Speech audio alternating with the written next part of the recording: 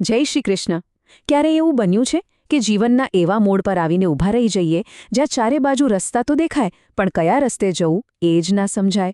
વેલ, આવા જ કંઈક સવાલોના જવાબ શોધવા તો ચાલો આજે આપણે સાથે મળીને એક શાશ્વત જ્ઞાનના સાગરમાં ડૂબકી મારીએ. આજની આ ફાસ્ટ લાઈફમાં, આ ભાગદોડમાં ઘણીવાર એવું લાગે જાણે કોઈ મોટા ચક્રવ્યૂહમાં ફસાઈ ગયા હોઈએ. નિર્ણયો લેવામાં તકલીફ, સંબંધો સાચવવામાં ગૂંચવણ કે પછી ક્યારેક તો પોતાની જાતને સમજવામાં પણ મૂંઝવણ. આ બધું આપણને સૌને ક્યારેક ને ક્યારેક તો અનુભવાયું જ હશે, ખરું ને? અને આ બધી જ મૂંઝવણોની વચ્ચે એક વસ્તુ જેની આપણને સૌને સૌથી વધુ જરૂર હોય છે એ છે મનની શાંતિ. એક એવી શાંતિ જ્યાં બહાર ગમે તેટલો ઘોંઘાટ હોય પણ અંદર એકદમ સુકૂન હોય. પણ મોટો સવાલ એ છે કે આ શાંતિ મળે ક્યાંથી? અને તમને જાણીને નવાઈ લાગશે કે આપણા આ આધુનિક સવાલોના જવાબ હજારો વર્ષો પહેલાં જ મળી ગયા હતા. ક્યાં? મહાભારતના યુદ્ધના મેદાનમાં. જ્યારે અર્જુન જેવો મહાન યોદ્ધા પણ પોતાના જ લોકોની સામે હથિયાર ઉઠાવતા અચકાતો હતો, મૂંઝવણમાં હતો, ત્યારે તેના સારથી ભગવાન શ્રીકૃષ્ણે તેને એક રસ્તો બતાવ્યો હતો. અને શ્રીકૃષ્ણે બતાવેલો એ જ રસ્તો, એ જ માર્ગદર્શન એટલે ભગવદ્ ગીતા.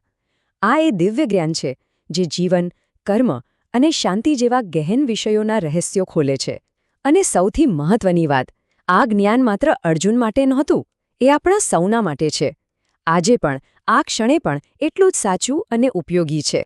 તો ચાલો જરા ઊંડા ઉતરીને સમજીએ કે આ હજારો વર્ષ જૂનું જ્ઞાન આપણા આજના સ્માર્ટફોનના જમાનામાં કઈ રીતે કામ આવી શકે છે. આપણે ગીતાને ફક્ત એક ધર્મગ્રંથ તરીકે નહીં, પણ એક પ્રેક્ટિકલ ગાઈડ, એક જીવન જીવવાની કળા તરીકે જોઈશું. જુઓ, આ દૃષ્ટિકોણનો બદલાવ જ બધું છે. ગીતા એ ફક્ત પૂજાઘરમાં મૂકીને પૂજવા માટેનો ગ્રંથ નથી. ના, એ તો જીવનના મેદાનમાં સાથે રાખીને જીવવા માટેનો ગ્રંથ છે. જ્યારે આપણે તેને આ રીતે જોઈએ છીએ, ત્યારે તે એક એવી માસ્ટર કી બની જાય છે જે જીવનના કોઈ પણ તાળા ખોલી શકે છે. આ જ્ઞાન આપણને રોજબરોજની નાની મોટી મુશ્કેલીઓ અને ટેન્શનનો સામનો હસતા મોઢે કરવાની તાકાત આપે છે. પછી ભલે ઓફિસનું પ્રેશર હોય, ઘરની સમસ્યાઓ હોય કે પછી ભવિષ્યનું શું થશે એની ચિંતા. ગીતા દરેક હાલતમાં સ્થિર કેમ રહેવું એ શીખવે છે. સારું, ચાલો એક ઉદાહરણથી આ વાત સમજીએ.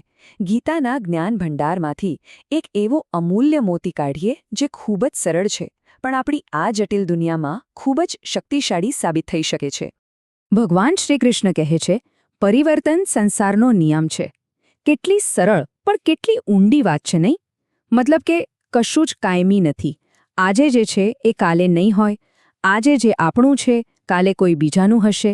બધું જ સતત બદલાતું રહે છે. અને આ જ વાત આપણા સુખ દુઃખને પણ લાગુ પડે છે. જો આજે જીવનમાં દુઃખનો અંધકાર છે તો યાદ રાખજો કે એ કાયમ નથી રહેવાનો.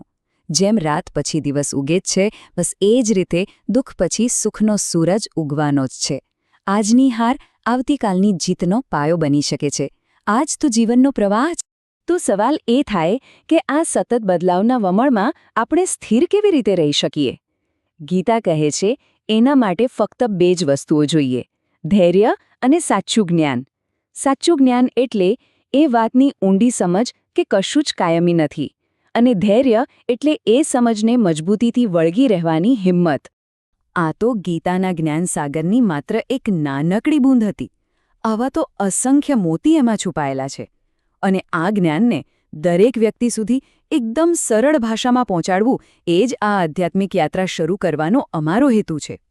તો આ ગીતા અમૃતમાં અમારો પ્રયાસ એ જ રહેશે કે ગીતાના ગહન જ્ઞાનને એકદમ સરળ ગુજરાતીમાં રજૂ કરીએ. આપણો ફોકસ મોટી મોટી ફિલોસોફી પર નહીં, પણ રોજબરોજના જીવનની સમસ્યાઓ પર રહેશે, જેથી આ જ્ઞાન આપણા સૌ માટે તણાવ અને મુશ્કેલીઓ સામે લડવાનું એક પ્રેક્ટિકલ ટૂલ બની શકે. તો પછી ચાલો આ જ્ઞાનયાત્રા પર સાથે નીકળીએ, સાથે મળીને ગીતાના આ અમૃતનું પાન કરીએ અને જીવનને એક નવી જ દૃષ્ટિથી, એક નવી રીતે જીવતા શીખીએ. જય શ્રી કૃષ્ણ.